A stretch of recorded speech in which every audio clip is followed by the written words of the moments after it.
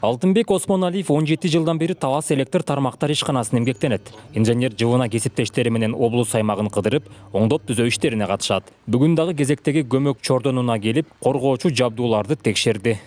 Чоң трансформаторубуздун Т1ден защитасы чогулганда, берде ар кандай короткое замыкание болгондон, мисалы май агып кетсе же газ пайда болсо ошолордон өчө турган защиталар берди. Ушунун баарын биз азыр тазалап, протяжка кылып, трансформатор защиталарын баарын текшеребиз. Иштеп атканына убедительность этебиз, уставкаларын баарын текшерип чыгабыз.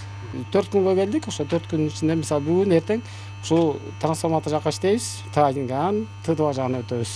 Кышка даярдык иштери облустун Киров көмөк чордонунда жүргүзүлдү. Жумушчу топ күндүн ысыгына карабай иш үстүндө. Башкысы электр энергиясын колдонгон абоненттерге тоскоолдук жаралган жок.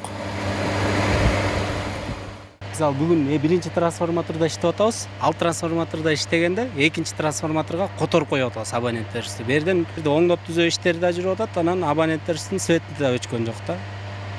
Электр энергиясы менен камсыз болуп атат. Кокус абоненттерибизди өчүрө турган болсок, алдын ала маалымат берип атабыз абоненттерибизге. Даярдыктарды күчөтүү багытындагы бул жумуштар жыл сайын пландык иш-чара катары ишке ашырылат. Талас электр тармактар ишканасы кышка чейин облустагы баардык көмөк чордондорун текшерип, иштен чыккан тетиктерин оңдоп түзүп жетишиши керек. Пландалган жумуштарыбыз негизи февраль айынын аяк ченинен баштап эле башталган. Атайын график түзүп алабыз жылдын башында. Бүт область боюнча 25 көмөк чордонубуз бар.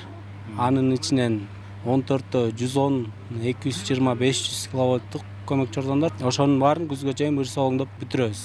Бул иштердин башкы максаты кыш мезгилине даярдык көрүп, калкка электр энергиясын жеткирүүнү жакшыртууну көздөйт.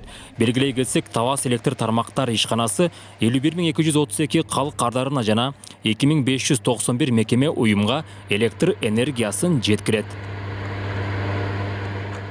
Нурсултан Курманбеков, Кайнар Ормонов, ЛТР, Талас облусу.